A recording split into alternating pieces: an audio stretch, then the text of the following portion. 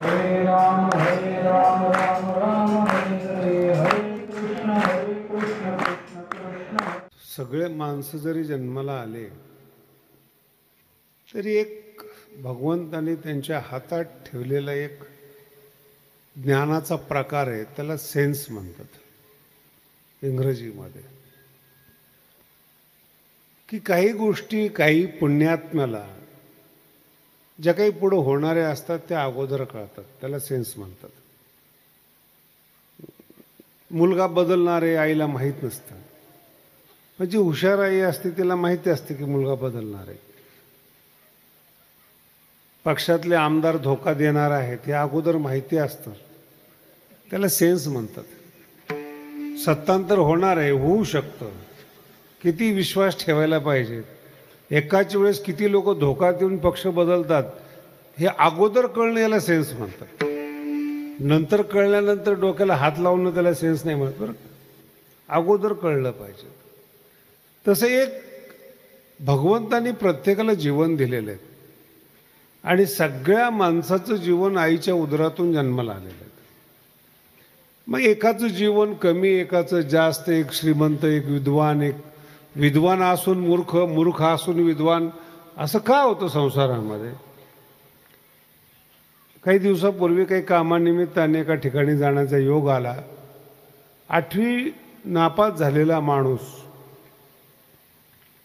आणि 1000 कोटीचा टर्नओव्हर आहे. किती? 1000 कोटीचा टर्नओव्हर. शिक्षण किती त्याचं? 8वी पास. असे बरेचसे लोक आहेत पण जिवंत मला पाहायला मिळालं. पण त्याची जी नजर होती, माझं काही काम पडलं होतं माऊलीच्या मंदिराच्या निमित्ताने, ती नजर एवढी पारखी होती की ती शिकलेल्या माणसाला नव्हती. मग आता प्रश्न असा पडतो की नजर मोठी का पुस्तकं मोठे, शास्त्र सिद्धांत मोठं का जाण मोठी, असा अनेक प्रश्न आहेत ना जीवनामध्ये. काही लोक विद्वत्तेला किंमत देतात, पण काही काही अडाणी साधू विद्वत्तेला विकत घेतात. अवघड आहे ना प्रश्न. ज्या साधूला काहीच येत नाही, प्रवचन नाही, कीर्तन नाही, तो सगळ्यात मोठा साधू असतो. आणि जो शिकलेला असतो तो त्याचा शिष्य असतो. चार्टर्ड अकाउंटंट सगळे अशा माणसाच्या हाताखाली की ज्याला काहीच कळत नाही, फक्त धंदा कळतो. आणि जेवढे शिकलेले आहेत त्यांना व्यवहार कळतो पण धंदा कळत नाही. तुम्हाला किती कळालं मला माहीत नाही. अकाउंट कळतात त्यांना, आकडे कळतात. आकड्याचं कसं इन्व्हेस्टमेंट करायची ते कळते, पैसा आणायचा कुठून हे नाही कळत. ना ती शिकलेली माणसं बिल्डर झाली असती, सत्ताधारी झाली असती. काही माणसं आहेत ज्याच्याकडे करोडो रुपये आहेत. मी त्यांना विचारलं जरा निवडणुकीमध्ये का नाही पडत, म्हणजे आपलं क्षेत्रच नाही ते, ह्याला म्हणतात सेन्स. निवडून कोण येऊ शकतं याचं एक तंत्र आहे. तुम्ही खाली फक्त चर्चा करणार आहेत, तुम्ही भाग्यवान आहेत. काही दिवसभर चर्चा करतात, स्वभाव आहे तो. गाव असो, कट्टा असो, काय असो, नुसत्या चर्चा. काही वर्ग असा आहे, तुम्ही किती चर्चा करा, आमचा मोर्चा. काही झाले की मोर्चा. आणि तिसरा वर्ग असा आहे, किती मोर्चा आणा, आमच्या खुर्च्या. सोडतच नाहीत. आता हे जे 3 प्रकार आहेत, चर्चा करणारे, मोर्चा आणणारे किंवा खुर्च्या धरणारे, या तिघांना एकमेकाचं ज्ञान नाही महाराज. चर्चा करण्याला न खुर्च्या कधी मिळत नाहीत, मोर्चा आणणाऱ्याला खुर्च्या मिळत नाही. जो खुर्च्या आणणार आहे तो मोर्चा आणत नाही, आणायला लावतो तो.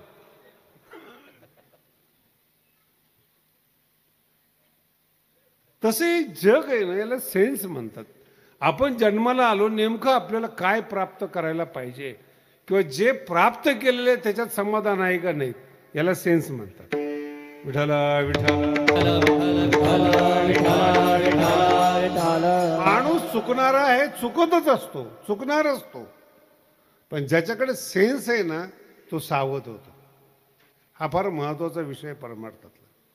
चुकणारच आहे. जन्माला आल्या मुलाला काय माहिती आईचा स्वभाव कसा आहे, बापाचा कसा आहे, मित्राचा कसा आहे, काय शिकायला पाहिजेत.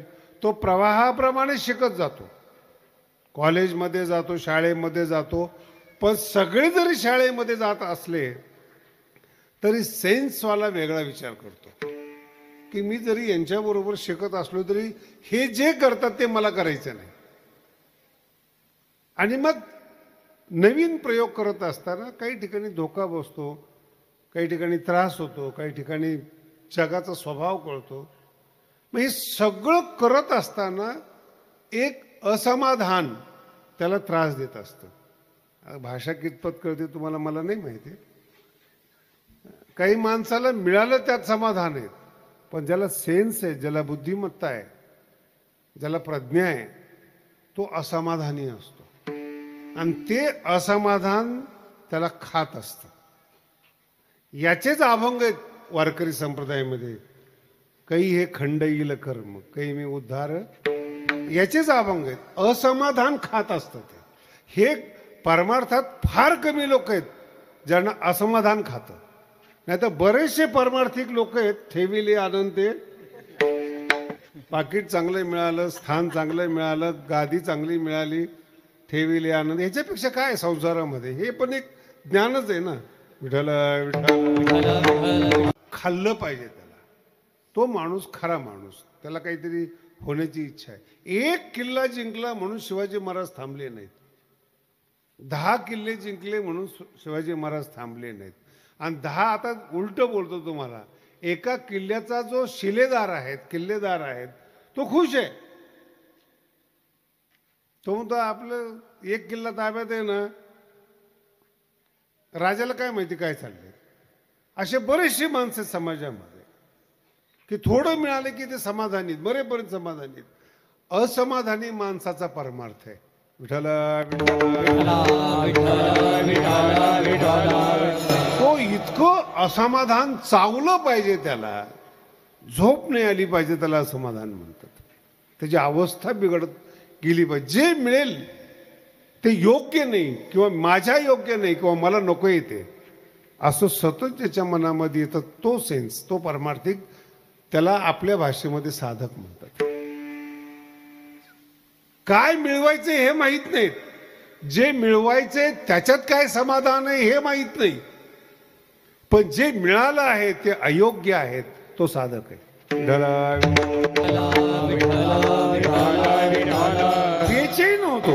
बेचैन होतो तो. नाही बसत नाही डोक्यामध्ये. पैसा मिळाला, मान्यता मिळाली, कीर्ती मिळाली, बसतच नाही डोक्यामध्ये. आणि मग हे सगळी चाळणी करत असताना व्यापारी वर्ग येतो, राजकारणी वर्ग येतो, शेतकरी वर्ग येतो, विद्वान वर्ग येतो, शास्त्री वर्ग येतो, सगळे वर्ग येतात.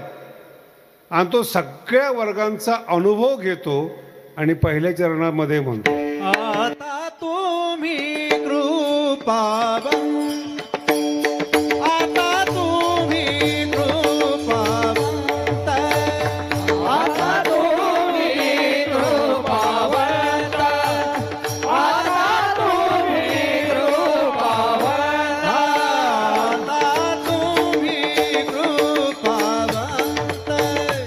आता तुम्ही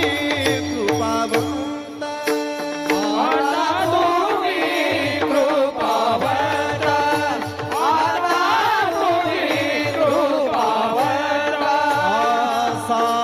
संत जीवन साधु संत जीवन गोमाते ते करा मागे, गोमाते ते करा मागे.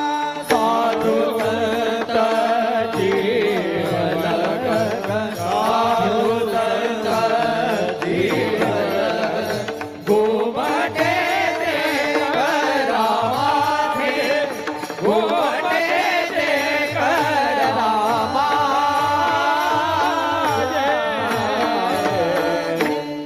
अभंग आहे. आता शब्द आहे हा. सगळं जग पाहिलं, सगळे लोक पाहिले, साधना पाहिली, सगळं पाहिलं, धोका देणारे दुष्काळ वगैरे सगळं पाहिलं. आता त्याला म्हणतात सेन्स. आणि जो अनुभवातून परमार्थात येतो ना, तोच परमार्थामध्ये जिंकत असतो. ज्याला संसाराचा अनुभव नाही आणि परमार्थात आला तो उत्तम संसार करतो. वाक्य कळणं सोपं नाही. विठ्ठल विठ्ठल.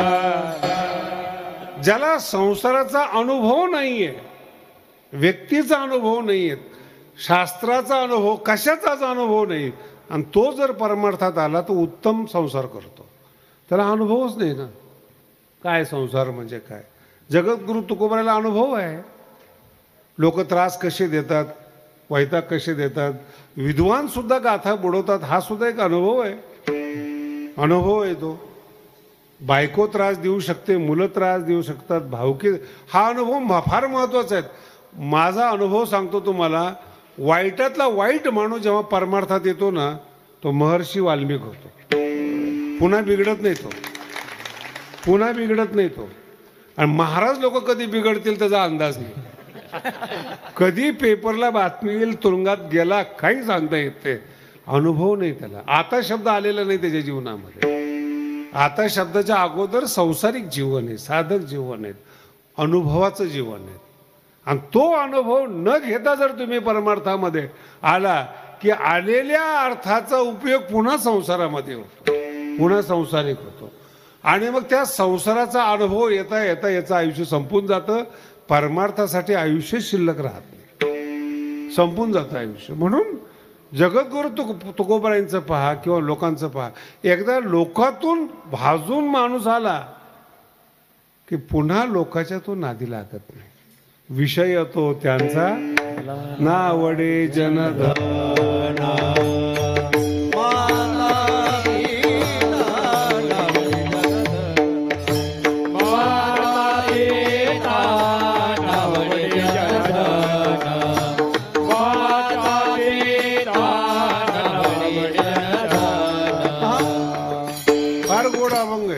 एक 1,000 कोटी कॅश आपल्या मुलाच्या नावाने केलेत लोकांनी मुंबईमध्ये. आणि तो मुलगा बदलतो. 1,000 कोटी कॅश नावाने केले, मुलगा बदलतो. अगोदर सेन्स नव्हता, नंतर मुलगा बदलला. आणि मग ते तत्वज्ञान सांगायला लागले, जगाचं काही खरं, ह्या बोलण्यात काही खरं नाही. हात भाजून निघाला आणि मग अग्नी पळतो, याला काही तथ्य नाही. काही पतन झालं. एका महाराजांनी 50व्या वर्षी लग्न केलं. मूड आहे त्याचा, त्याला काय करतात. त्या बाईलाही आवडलं, याला. आता बाईला का आवडलं मला नाही माहिती, केलं लग्न त्याने. आम्ही त्यावेळेस 25-30 वर्षाचे होतो.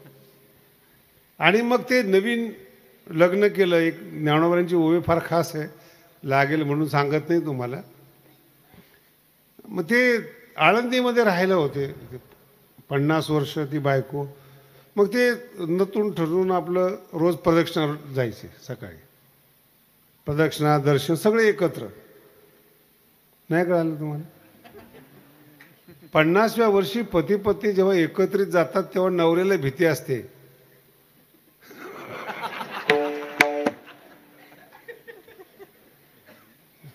कारण की वयामानाने जाण्याची शक्यता जास्त असते. ज्याला कळालं त्याला कळालं. सगळं परोपकारच येतलं, त्याला काय करता. आता तरुणपणामध्ये भीती नसते, कारण की त्याला माहिती असते गेली तर दुसरी आहे. पण 50व्या वर्षी अवघड आहे. तर मी त्याला विचारलं की महाराज हे तुम्ही रोज बरोबर चालता वगैरे वगैरे. खूप चांगलं सांगितलं त्यांनी मला बरं का. त्या काळात शास्त्री वगैरे मला म्हणे, नामदेव माझं वय 50 आहे म्हणे. माझा जीवनातला जो अनुभव आहे ना तो काही वेगळा आहे. म्हटलं आम्हाला सांगा तर खरं. काही खरं नाही, कीर्तन करून काही होत नाहीत, भाकरी खायला बाईच लागते. अनुभव आहे त्याला. मग म्हटलं 50व्या वर्षी भाकरीची पंचायत पडली आणि ते मागे पुढे उभा आहे, सांभाळीचं काय, त्याचं काय. नेमकं ते कीर्तनातलं आहे. पण वास्तविक जीवनामध्ये पत्नीला जपलं पाहिजे, पत्नी केली पाहिजे. त्यांनी आम्हाला उपदेश केला. त्याच्यात 2-3 वर्षांनी बिचारी पळून गेली ती. पुन्हा एकटाच प्रदक्षिणा करायला लागला. आम्ही आहेच तिथं. म्हणलं ते बाकीचे कुठे गेले ते. नाही म्हणे कळलं नाही म्हणे, ते फार खराब होती पण माझ्या लक्षात नाही आलं. म्हटलं ती गेली कशी? म्हणे 50 वर्षापर्यंत जेवढं कमवलं होतं कीर्तनाच्या माध्यमातून तेवढं सगळं गेलं. आता मी खरा संन्यासी झालो. विठ्ठल कीर्तन बंद झाले, नवीन कीर्तन मिळेना आणि म्हणजे बाटला म्हणून लोक स्वीकारेना. बरं, ज्याच्या करता बाटला ती निघून गेली, हे एकटंच. हे व्हायच्या अगोदर कळलं पाहिजे. याला सेन्स नाही, याला आता शब्द आहेत. सेन्स आणि आता शब्द. आता शब्दाचा करता सगळा अनुभव घेतला. जन हे सुखाचे दिल्या, अनुभव आला. आता प्रत्येक क्षेत्रातल्या, नीट शब्द आहे का, प्रत्येक क्षेत्रातल्या व्यक्तीचा अनुभव आला. प्रत्येक क्षेत्रातल्या व्यक्तीचा. पण तो वेळेच्या आत आला म्हणून त्याला सेन्स म्हणतो. एका मिनिटात समोरचा माणूस कळला पाहिजे. चुकत नाही असं नाही, एका मिनिटात कळला पाहिजे की याच्यातून काय होणार आहे. आणि टार्गेट आपलं फिक्स पाहिजे की आपल्याला नेमकं काय करायचं. जर रोज धक्का खात असला तुम्ही, रोज धोका खात असला तुम्ही, आणि जीवनात काही तथ्यच नसलं, काही टार्गेटच नसलं, त्या धोक्याचा सुद्धा धक्का लागणार नाही तुम्हाला. कुठं जायचंच नाही ना. कोणी पळून गेलं काय, कोणी आलं काय, संसार आहे, चालतच असतो असा. महाराज होतच जातं. हे नाही, पण ज्याचा टार्गेट आहे की मी जन्माला आलोय, मला काहीतरी दिव्य असं प्राप्त करून घ्यायचंय, काहीतरी अलौकिक. ते काय आहे ते मला नाही माहिती, पण जे आहे ते अलौकिक आहे, दिव्य आहे, भव्य आहे, ते मला प्राप्त करून घ्यायचे. आणि ते यांच्यात मिळणार नाही. हा संसार करता करता अनुभव आला पाहिजे. जगद्गुरु तुकोबराय म्हणतात, मला आला तो आता. सगळ्या लोकांचा अनुभव आला आता. आणि याच्यानंतरच संत तुमच्यावर उपकार करतात. जोपर्यंत आता येत नाही जीवनामध्ये, तोपर्यंत संतांचा तुमच्या जीवनामध्ये काही उपयोग नाही. फक्त पाया पडणे, दक्षिणा देणे एवढाच उपयोग संतांचा. पण आता जोपर्यंत जीवनामध्ये येत नाही, आता म्हणजे पश्चाताप, आता म्हणजे सेन्स, आता म्हणजे जाणीव, आता या शब्दाचा अर्थ आहे अनुभव. हे सगळं मला आलं आणि जाणीवपूर्वक या सगळ्यांचा त्याग केला. आणि मग एक स्वच्छ जगामध्ये, चांगल्या जगामध्ये, की जिथं देवाशिवाय काही नाही आहे, अशा साधू संतांना मी जीवलग मानायला लागलो.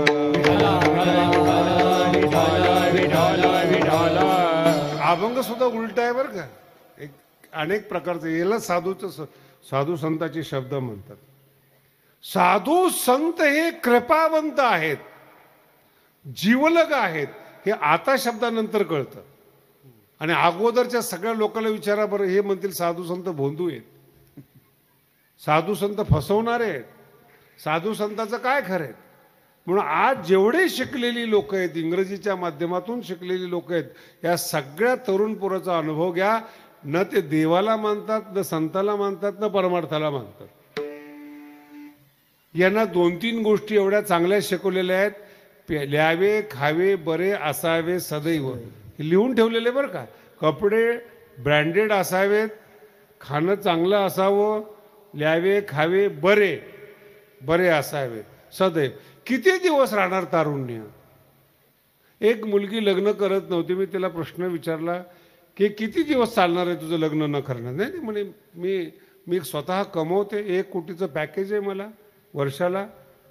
आज 20 वर्ष नोकरी केली तर माझे 20 कोटी होतात, वाढतात. मला काही नवऱ्याची गरज नाही. मराठी कळली का तुम्हाला? मला काही गरज नाही. आणि 20 वर्षानंतर तिने बंगला बांधला, सगळं केलं. त्या बंगल्यामध्ये ती आणि कुत्रं राहत होतं. अनुभवले तुम्ही? काय काय.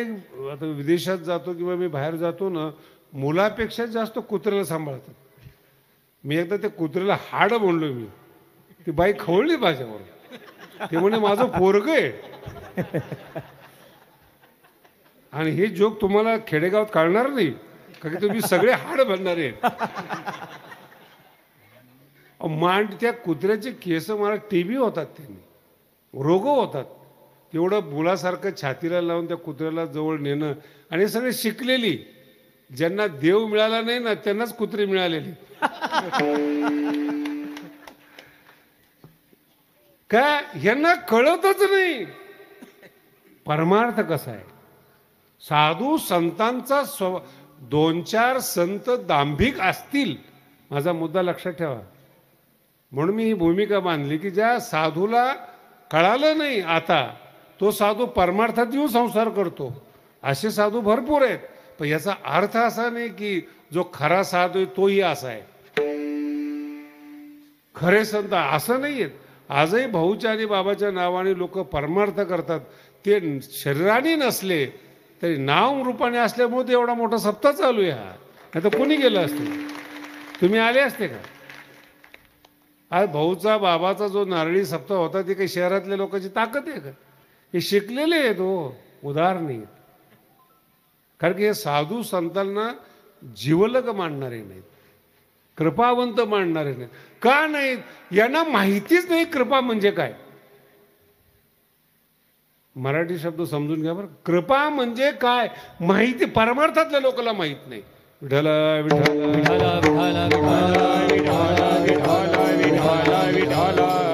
कॉलेजमध्ये शिकणं, पुस्तकाचा अभ्यास करणं आणि परमार्थामध्ये शास्त्राचा अभ्यास करणं हे दोन्ही एक आहे. दोन्ही एक आहे. दोन्ही पुस्तकं आहेत. गंभीर असतील, सामान्य असतील. विज्ञानाचे पुस्तकं काही हलके आहेत असं नाही, अर्थशास्त्र काही सोपं आहे असं नाही आहेत, गंभीर आहेत. पण गुरुकृपा वेगळी आणि संत कृपा वेगळी. काही काही पुस्तकं अशा असतात महाराज, लवकर लवकर कळत नाहीत ते, आणि झटल्यानंतर असं नजरेने कळतं की हा मुलगा झटतोय. आणि जर त्या शिक्षकाला वाटलं, गुरुला वाटलं की एक शब्द सांगतात, इथे असं नाही असाला, समस्या संपली. एकच शब्द येतो, याला कृपा म्हणतात. आणि तो जर कृपा करणारा गुरु, श्रीगुरु, सद्गुरु नाही मिळाला ना, नुसते झटे आहेत आपले, गाठी सुटत नाहीत. शास्त्र कळल्याचा अभिमान होतो आणि सिद्धांत कळल्याचा अभिमान होतो, सिद्धांताचा अनुभव येत नाही.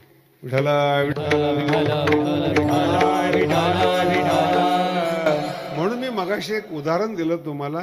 सिद्धांत कळाला म्हणजे मोठा नाही. सीए आहेत, अकाउंट कळतं त्यांना, कोणते पैसे कसे करायचे, टक्केवारी कशी द्यायची आणि टॅक्स कसा भरायचा आहे. कमवायचा अनुभव नाही आहे. कमवायचा सेन्स व्यापाराला आहेत. स्वतःची कंपनी, तिथे 4 अकाउंटंट कामाला आहेत, ते यांनी कमवलेल्या पैशाची व्यवस्था करतात. मराठी कळते का? यांनी कमवलेल्या पैशाची ते नाही कमवू शकत, ती कंपनी नाही टाकू शकत. शास्त्राने सांगितलेल्या सिद्धांताचं विवरण करणं, कथा करणं हा एक प्रकार वेगळा आहे. सिद्धांताचा अनुभव येणं याच्याकरता सद्गुरूची कृपा लागते. आणि सद्गुरू कृपावंत आहेत, तेच जीवलग आहेत, हे कळालं पाहिजे. त्याला सेन्स म्हणतो आम्ही.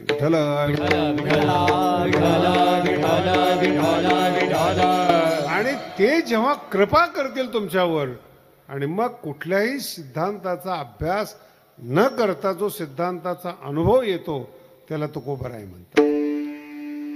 कुठे शिकले तुकोबाराय? पाहिली पुराणे, धांडोळीली, सगळ्या सिद्धांताचा, शास्त्राचा अनुभव आला फक्त गुरुकृपा. आणि गुरुकृपा म्हणजे काय हो? लावूनिया हात नाही, शब्द कळाला का? कुरवाळणं म्हणतात त्याला. फार अवघड शब्द आहे, एवढं सोपं समजू नका.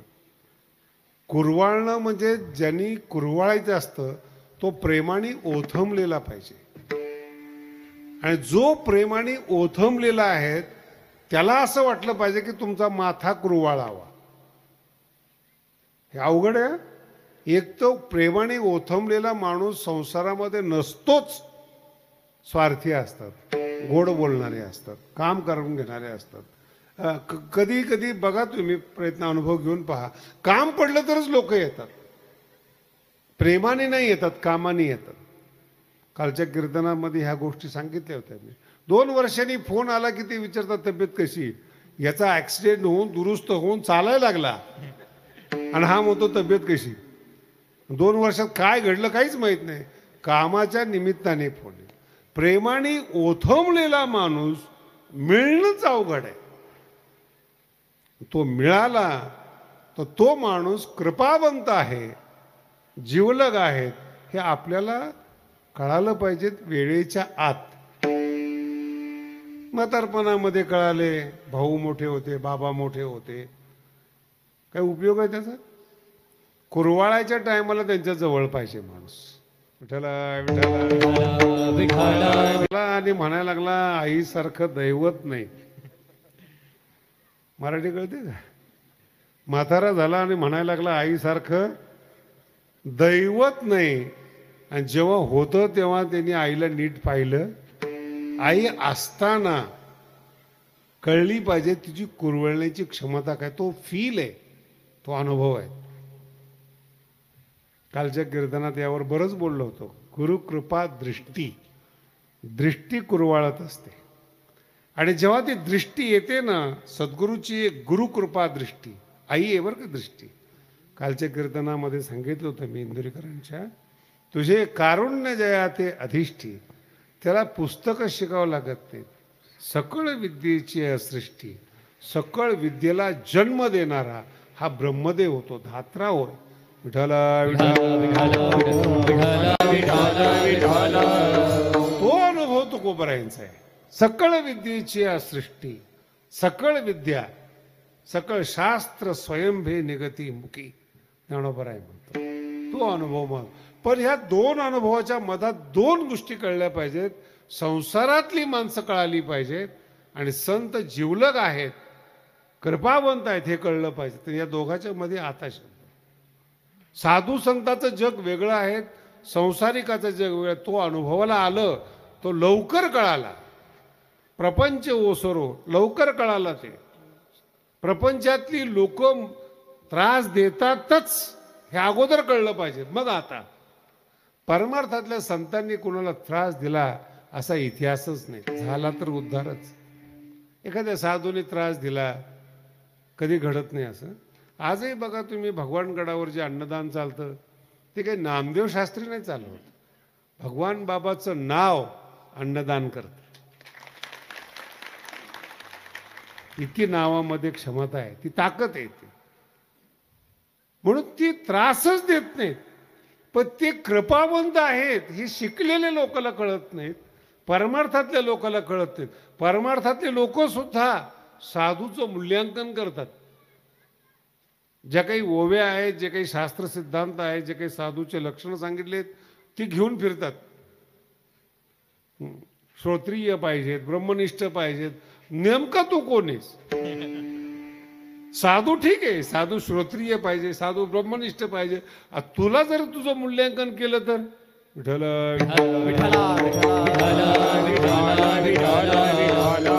काय कर, स्वतःच मूल्यांकन करता येत नाही, त्याला कपटी म्हणतात. आणि ती अंतःकरणातली स्थिती संपली पाहिजे. तिसऱ्या चरणामध्ये वंचिले ते पाया पाशी, वंचिले ते पाया पाशी, वंचिले ते पाया पाशी, वंचिले ते पाया पाशी. नाही असे वेगळे, नाही असे वेगळे, नाही वेगळे, नाही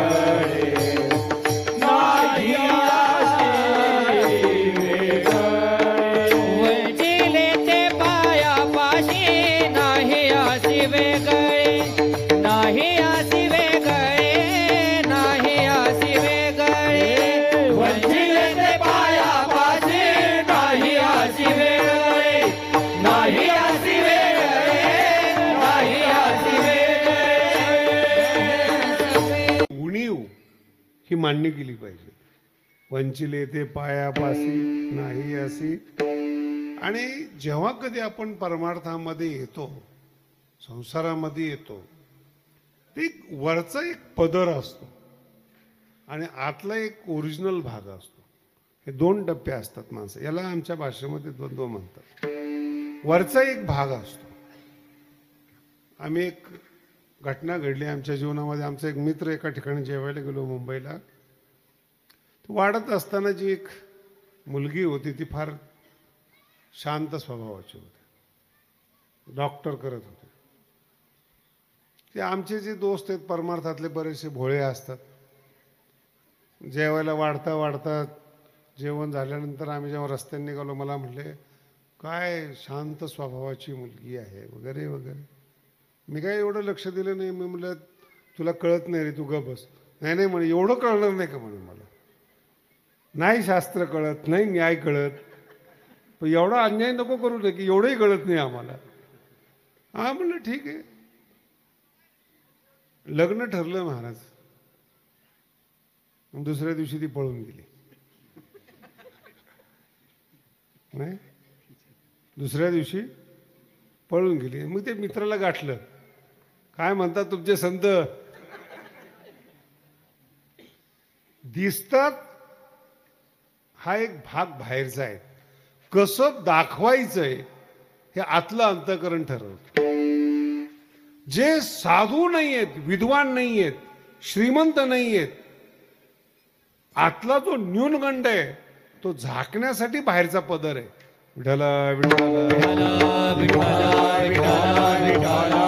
फार सुंदर माणसं जे असतात ना, पैलवान माणसं, फार कपडे नाही घालत, शरीर देखणं असतं.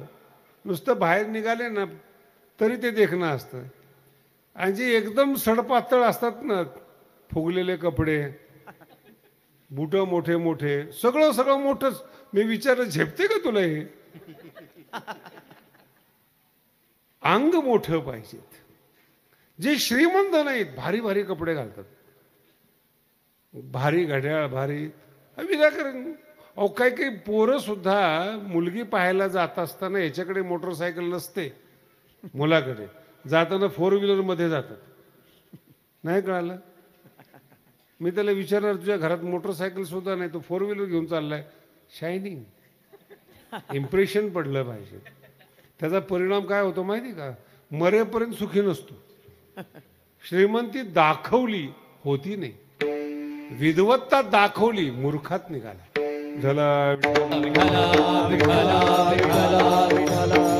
खूप लोक आहेत असे जीवनामध्ये. बाहेरचा कप्पा वेगळा आहे, आतला कप्पा वेगळा आहे. उपनिषदामध्ये फार गोड वर्णन केलेले आहेत. आपले जे डोळे आहेत ना ते आतला कप्पा नाही पाहत, बाहेरचा कप्पा पाहतात. परागदर्शिना, इंद्रिय जे आहेत ना सतत बाहेर पडणार आहेत. प्रत्येक तत्व बोध विवर्जित. आतला जो बोध आहे ना तो नाही, नसतोच, पाहतच नाहीत. आणि याच्यावरच तुकोबाराचे अभंग आहे. तुका म्हणे मज कळते चाचणी, बडबडीची वाणी. आम्ही आतला पाहणारा आहेत, बाहेरून पाहणारे नाहीत. म्हणून काही काही लोक बघा तुम्ही, मी आता बऱ्याच ठिकाणी दिंडीला वगैरे का पाहतो, मोठे मोठे लोक एकदा हार घातलं की गळ्यातला काढतच नाही. ते लग्नानंतर पहिल्यांदाच पडलेला असतो, ओझं घेऊन तशीच फिरतात. काय काही अख्खं कीर्तन त्या ओझं घेऊन करतात. कशा करता करतात काय माहिती. काय माझा मुद्दा वेगळा आहे, बाहेरचा भाग वेगळा आहे, तुम्हाला आतला भाग वेगळा आहे. तुम्हाला मला एक, तुम्ही सगळं शेतकरी मंडळ बसलेले आहेत माझ्यापुढे, जे पिकवायचे ते गाडलं पाहिजे का उघडं ठेवलं पाहिजे? बोला ना. एवढं कळतं त्या महाराजांना नाही कळत, त्याला मी काय करू? जे उगवायचंय त्याला गाडलं पाहिजे. जो आतला भाग आहे ना तो झाकला पाहिजे. नाही तो बाहेर दाखवतो आपण. नाही विद्वत्ता, अरे नाही नाही हे दाखव, समोरचा माणूस तुला ज्ञान देईल. श्रीमंती नाही दाखव, समोरचे माणसं मदत करतील. पण जर सगळंच तुला माहिती आहे तर लोक म्हणतील आपट.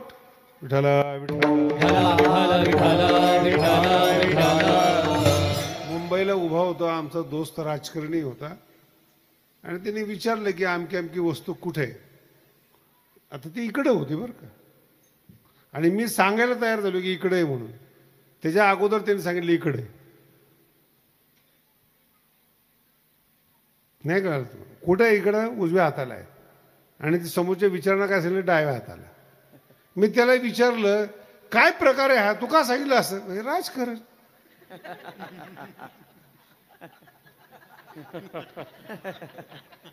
ना उद्या कळलं तुम्हाला हे. विठला विठला विठला विठला विठला. इकडे आहे साध्य आणि सगळ्या लोकांना हा रस्ता दाखवतात डाव्या हातात. सगळे लोक तिकडे जातात, काहीच नसतं. याला संसार म्हणतात. सगळे पंथ, सगळे धर्म संप्रदाय, धार्मिक लोक रोज प्रलोभन देतात. एक जणांनी तर ते समाधीची आमच्याकडे या समाधी लावतो. याला ॲडव्हर्टाईज करायची काय गरज आहे? नाही कळालं. सर तो समाधी लावू शकतो, तो ॲडव्हर्टाईज करायची काय गरज आहे? मोठे मोठे मुंबईला बॅनर लागलेले आहेत, कुंडली जागरण. एक बाई गेली म्हणे मी कुंडली जागरणला जाते. म्हणून नको नादी लागू, संसार बिघडायचा. बिघडला. कुठली तरी अपेक्षा दिली जाते, समाधी आहे, मोक्ष आहे, आमकं आहे. पहिलं त्यांना व्यावहारिक जीवन स्वच्छ जगायला शिका. याला म्हणतात कर्मयोग. ज्ञानोबा आणि ज्ञानेश्वरीत अतिशय सुंदर लिहिले आहेत. सुंदर ज्याला कर्मयोग करता येतो त्यालाच देव प्राप्त होतो. विठ्ठला विठ्ठला विठ्ठला विठ्ठला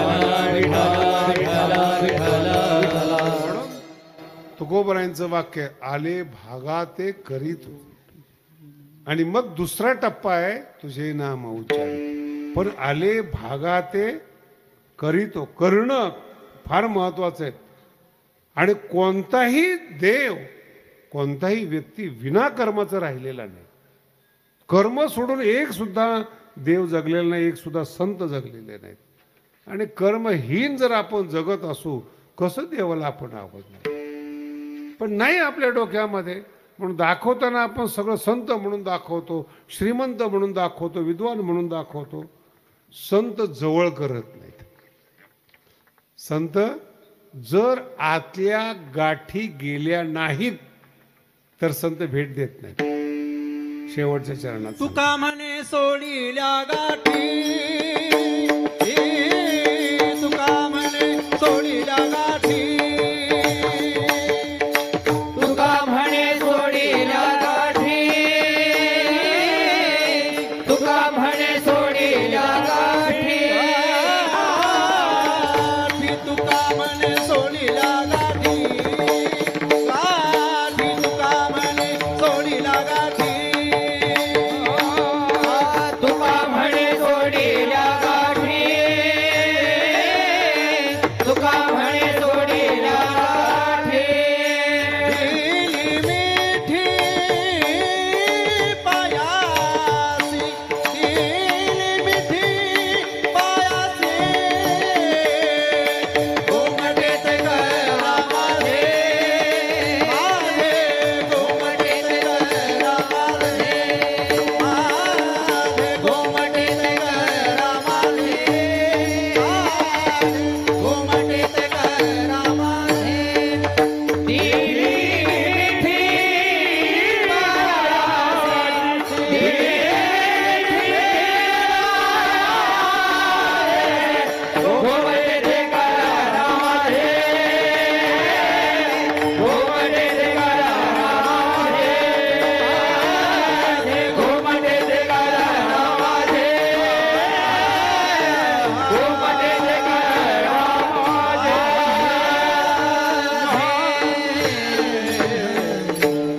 मोकळ्या अंतःकरणाने मिठी मारली पाहिजे. का म्हणे सोडिल्या गाठी. अनेक गाठी अंतःकरणामध्ये. याच्यावर काही जास्त विश्लेषण करावं असं नाही. काही गाठ नसलेला माणूस शोधणं लय अवघड आहे.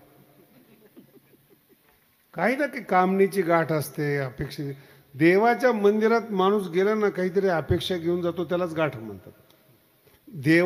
देवाकडे जाणारे गाठी घेऊन जातात. तर साधूचं काय विचारतात? ज्या साधूने आशीर्वाद नाही दिला ना, तो साधूच नाही जगामध्ये. इतकं कठीण वातावरण आहे. आणि काही नसताना आशीर्वाद दिला ना, असंभव. लक्षात ठेवा, कर्म फळ चुकत नाहीत हे माहिती असताना जो साधू आशीर्वाद देतो ना, तो खऱ्या अर्थानं साधू नाही. कर्मफळ भोगावंच लागतं प्रत्येकाला. साधू काय करणार आहे? यालाच काही मिळालं नाही म्हणून साधू झालेला आहे, याचं कर्मफळ येते. कर्मफळ म्हणजे काय? आपण का असं राहतो? कर्मफळ आहे. मग कर्मफळ भोगावंच लागतं. आशीर्वाद दिल्याने हा कर्माने कर्म निवारण होतं. कर्मातून निष्काम कर्म करत जा, अंतःकरणाची शुद्धी होते. आणि ज्या वेळेस तुमचं अंतःकरण शुद्ध होतं त्यावेळेस साधूंनी एका शब्दाला, एका सिद्धांताला जर सांगितलं, दिली मिठी पायाची. पाय शब्दाचा अर्थ आहे स्वरूप, ज्ञान. एक शब्द साधूने सांगितला, हे कर, त्या शब्दाला मिठी मारणं म्हणजे आपलं गोमटे ते करा माझे. एक शब्द काय बसून उपदेश दिला होता का वाल्या कोळ्याला? 2 शब्द सांगितले, राम राम म्हण, दिली मिठी. त्यांच्या शब्दाला मिठी दिली, कल्याण झालं. मग ध्रुव असेल, प्रल्हाद असेल, जे कोणी असतील, संतांनी कोणत्याही शिष्याला असं बसून 2-4 वर्ष शिकवले असा इतिहासच नाहीत. आणि ज्यांना 10-10 वर्ष शिकवले ते उलटल्याशिवाय राहिले नाही. किती शिकवले ध्रुवाला, किती प्रल्हादाला शिकव, 2 शब्द, साधना करा, दिली मिठी. पण त्यांनी हे नाही विचारलं की मला अमकं पाहिजे.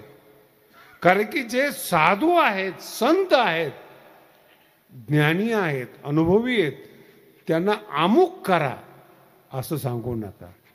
एक सांगू शकता तुम्ही, दुसऱ्या चरणासाठी गोमटे ते करा माझे, गोमटे ते करा माझे, गोमटे ते करा माझे, गोमटे ते करा माझे.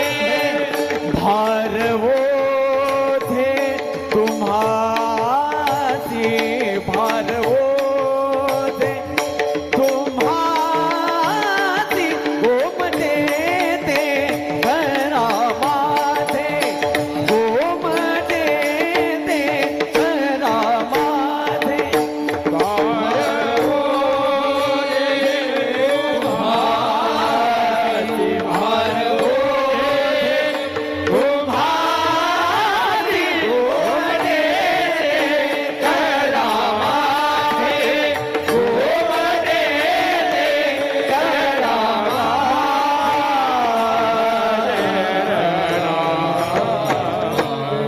साधू संत अनुकूल आहेत, म्हणजे कृपावंत आहेत आणि जिवलग आहेत. या 2 शब्दाचं ज्ञान असावं. ते कृपावंत आहेत, त्यांना सांगू नका कृपा करा म्हणून. ते जिवलग आहेत, जीवावर प्रेम करणारे आहेत, एवढं कळणं महत्वाचं आहे. वैतागल्यामुळे तुम्ही एवढंच म्हणू शकता, गोमट येते पण मला उपदेश करा. माझ्याकडे एक विद्यार्थी आला होता,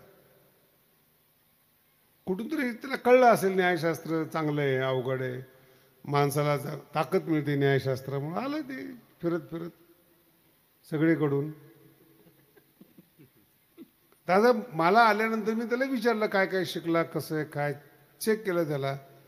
त्यांनी मला सांगावं मला न्यायशास्त्र शिकवा. अरे म्हटलं तसं नसतं, ते अगोदर थोडं व्याकरण शिकावं लागतं, थोडंसं हे. नाही नाही अजिबात नाही, न्याय शिकवा मला. नाही कळालं तुम्हाला? अरे म्हटलं तसं नसतं. म्हणे त्यांनी काय जातं तुम्हालाच कळत नाही म्हणे, तुम्हालाच शिकवायचं नाही.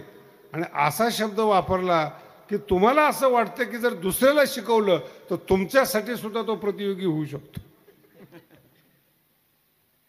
तुका म्हणे सोडिल्या नाही लक्षात आलं तुम्ही. आम्ही जर शिकलो तर तुम्हाला प्रतिस्पर्धी होऊन उभा राहू. शब्द लक्षात ठेवा. जीवलग आहेत आणि कृपावंत आहेत, हे 2 गोष्टी कळल्या पाहिजे. संपूर्ण वारकरी संप्रदायामध्ये संताबद्दल हे शब्द आहेत, कृपाळू, सज्जन, तुम्ही संत, हे एवढं कळावं. ते कृपाळू आहेत, सज्जन आहेत.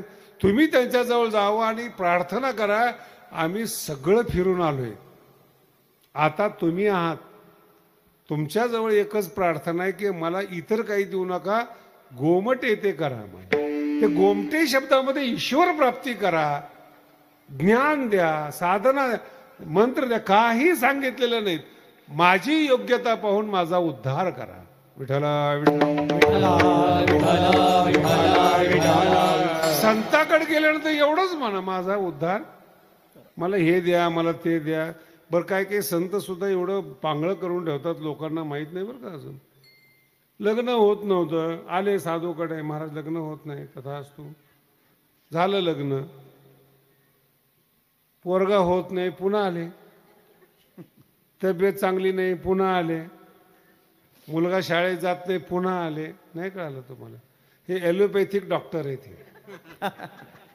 मुळापासून रोग काढायचा नाही, पण दवाखाना चालला पाहिजे, सतत तुम्ही आले पाहिजेत, बरं पण वाटलं पाहिजे, रोग पण नाही गेला पाहिजे. असे आमचे साधू लोक आहेत. दरवर्षी त्यांना भेटलंच पाहिजे, गुरुदक्षिणा दिली पाहिजेत, आधीमध्ये भेटत राहिलं पाहिजेत. ॲलोपॅथिक साधू मुळापासून रोग काढणारच नाहीत. साधू एकदा भेटावा महाराज, पुन्हा त्याची गरजच नसावी. विठ्ठल आणि त्यांना एकदा आशीर्वाद दिला, गोमटे ते करा आणि त्याचं ओझं त्यांच्यावर टाका. नाही तर काय, गोमटे ते करा माझे म्हणायचं, तुम्ही साधना करायची, मी इथपर्यंत आलोय तिथपर्यंत आलोय, जमत नाही असं. एका गुरुकडे 2 विद्यार्थी गेले शिकायला. गायक होता मोठा, त्याला विचारलं की बाबा मला शिकायचंय. परीक्षा घेतली, एक जण थोडा शिकून आला होता, स्वरातली माहिती होती त्याला, रागदरीतली माहिती होती, त्याने ते गाऊन दाखवलं. दुसरा जो होता त्याला काहीच माहिती नव्हतं. मग ते ज्याला माहिती होतं त्याने विचारलं की मला किती दिवस लागतील गायन शिकायला. त्याने सांगितलं ठीक आहे, सांगतो तुला, 10-1 वर्ष तरी प्रॅक्टिस करावी लागेल. मग ते 10 वर्ष म्हणलं की जे नवीन आलेलं पोरगं घाबरलं. ते म्हणजे ज्याला स्वरातलं कळतं, रागातलं कळतं, त्याला 10 वर्ष आहे, मला तर काहीच कळत नाहीत. त्याने विचारलं महाराज माझं काय? तुला 1 वर्ष लागेल. पण तो 10 वर्ष मला रागवला. तो म्हणतो याला काही येत नाही, हे 1 वर्षात तयार होणार आणि मी तर शिकून आलेलो आहे. म्हणजे प्रॉब्लेम तेच आहे, शिकायला तुला 1च वर्ष लागेल, पण जे चुकीचं शिकून आलाय ते काढायला 9 वर्ष लागतील. धारणा मनात ग्रहित धरलेल्या आहेत, याला साधू म्हणतात, याला ज्ञान म्हणतात, हे काढायला वेळ लागतो. विठ्ठल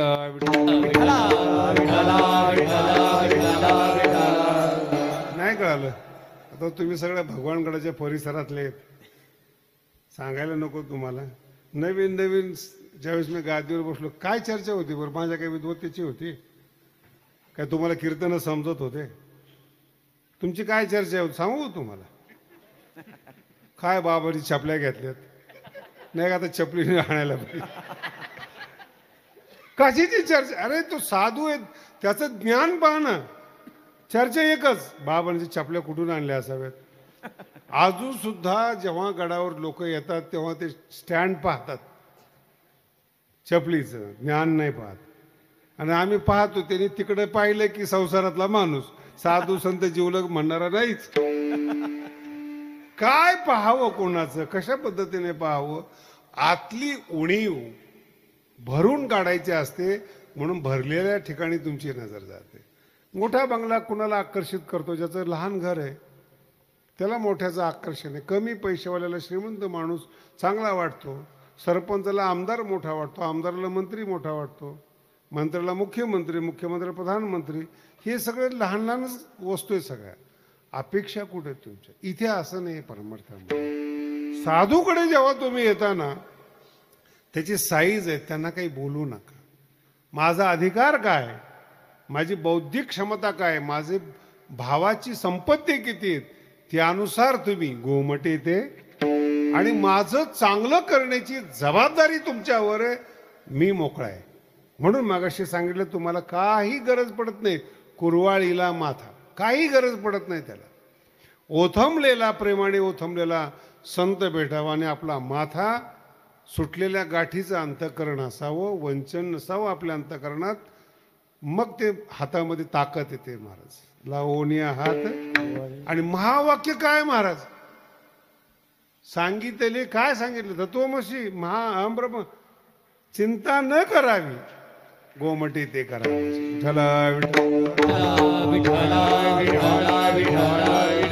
400 वर्षात ज्यांनी शास्त्राचा भुगा पाडलाय त्यानं एक अभंग नीट समजला नाही हो. एक अभंग करता आला नाही, एका अभंगाचा भाव कळाला नाही. कारण की कृपा केलेलं मस्तिष्क आणि विद्वत्तेचं मस्तिष्क वेगळं वेगळं असतं. झऱ्याचं पाणी वेगळं आणि टाकीचं पाणी, पुस्तकातून मस्तकात आलेलं ज्ञान वेगळं आणि गुरुकृपेचं ज्ञान वेगळं. महाराज, हे दोन वेगळे वेगळे आहेत. म्हणून जेव्हा आपण साधूकडे जातो, फक्त एक प्रार्थना करा, तुम्ही कृपावंत आहात हा अनुभव असावा. जिवलग आहेत साधू संत ही खात्री असावी. आणि मग त्यांना एकच शब्द गोमट येते, माझा अधिकार काय, माझी योग्यता काय, त्यानुसार माझ्यावर कृपा करा. जीवनाचं कल्याण झाल्याशिवाय राहत नाही. विठोबा जय विठोबा रखुमाई, रखुमाई, विठोबा रखुमाई, विठोबा रखुमाई, विठोबा रखुमाई, विठोबा रखुमाई, विठोबा रखुमाई, विठोबा रखुमाई, विठोबा रखुमाई, विठोबा रखुमाई, विठोबा रखुमाई, विठोबा रखुमाई, विठोबा रखुमाई, विठोबा रखुमाई, विठोबा रखुमाई, विठोबा रखुमाई, विठोबा रखुमाई, विठोबा रखुमाई, विठोबा रखुमाई, जय जय विठोबा रखुमाई, जय जय विठोबा रखुमाई. दत्त जयंतीचा उत्सव पार केला. तर ज्यावेळेस मी गादीवर बसलो नव्हतो, तेव्हा ज्या रस्त्याने आलो त्याच रस्त्याने आज येत होतो. त्याच्यामुळं दोनदा गाडी खड्ड्यात घाल, बाहेर काढ, खड्ड्यात घाल, रस्ता बदललेलाच मला माहीत नाही.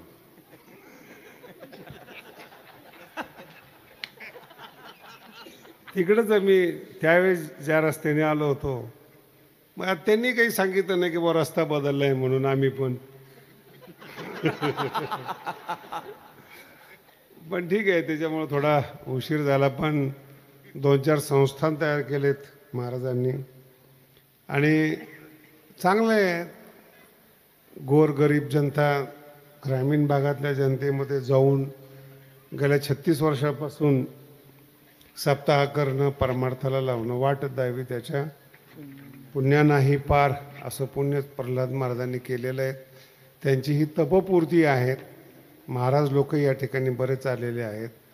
जेवढे रथ कुणी लावले नव्हते एवढे रथ त्यांनी लावले. हो, सगळ्या महाराजाला रथात बसवलं, कधी योग आला नसता बसायचं. मगाशी सांगितलं, आता तुम्ही जुना अनुभव नयाला धनाने सगळ्यांना सन्मान केला. त्यांचं आरोग्य आणि आयुष्य वाढो हीच भगवान बाबांच्या आणि भाऊच्या चरणी प्रार्थना करतो आणि सेवेला इथे थांबतो. ज्ञानेश्वर माऊली, राज माऊली, ज्ञानेश्वर माऊली, राज गुरुदेव.